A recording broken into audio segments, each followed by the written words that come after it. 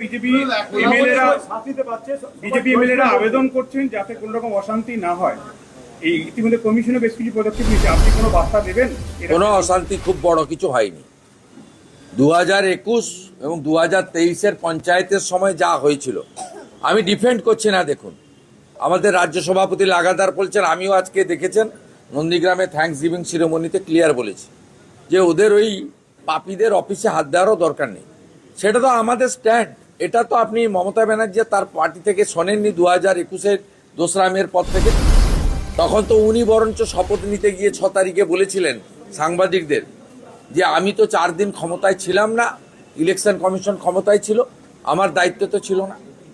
উনি কথা বলেছিলেন। আজকে দায়িত্বশীল বিরোধী দল হিসেবে বা শাসক দল হিসেবে পরিণত হওয়া বিজেপি, তার সর্বোচ্চ পোস্ট হচ্ছে রাজ্য সভাপতি।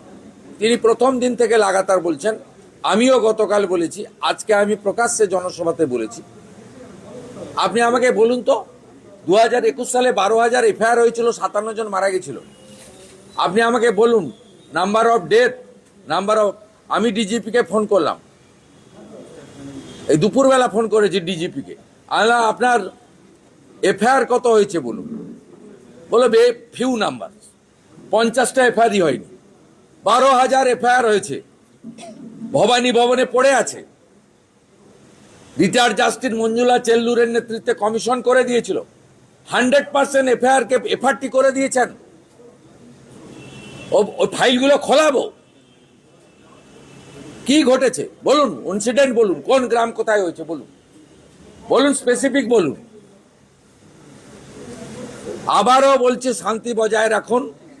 পাপীদের অপবিত্র পার্টি অফিস, যেখানে পয়সা নেওয়া হতো, যেখানে মদ খাওয়া হতো, জুয়া খেলা হতো, নারী নির্যাতন হতো, শাহজাহানরা পিঠা বানাতো, সেদিকে কেউ তাকাবেন না।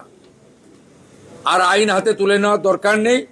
ভারতীয় ন্যায় সংহিতা অনুযায়ী চোর, খুনি, ডাকাত, অত্যাচারীদের আইন অনুযায়ী ব্যবস্থা হবে। দেখতে থাকুন।